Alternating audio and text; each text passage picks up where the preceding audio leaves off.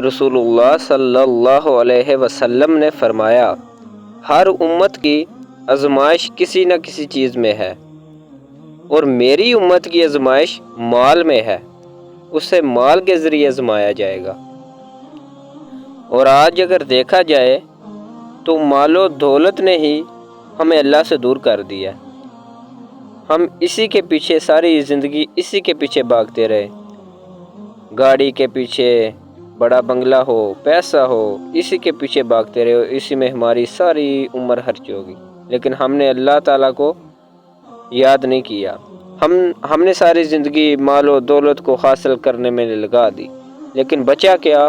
And پہ کچھ بھی ساتھ نہ کیا، خالی ہاتھ ہی واپس جانا پڑا، اور جو مال ادھر جمع کیا تھا وہ ادھر ہی پڑا رہ گیا۔ تو یہ حیثیت ہے میرے بھائیوں مال کی۔ تو ہمیں اللہ تعالیٰ کی یاد میں رہنا چاہیے۔ یہ دنیا ایک امتحان ہے اور ختم ہونی ہی ہونی ہے، تو اس لیے ہمیں دنیا میں اللہ کو یاد رکھنا چاہیے، اور جو اللہ تعالیٰ نے ہمارے لیے جس مقصد کے لیے ہمیں بھیجا ہے، اس مقصد کی خاطر چلنا چاہیے۔ اللہ تعالیٰ کہتا ہے تم بہترین امت ہو، تمہیں نکالا گیا ہے دنیا والوں کے لیے، تم نیکی کا حکم دیتے ہو اور بدی سے روکتے ہو۔ اصل میں یہ مقصد تھا ہمارا، لیکن ہم نے اپنا مقصد کچھ اور بنا لیا۔ آج ہمارے بچوں کے مقصد کیا ہیں؟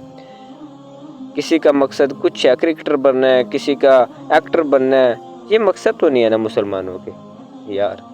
مسلمانوں کا تو ایک ہی مقصد ہے، اللہ کے دین کی سربلندی۔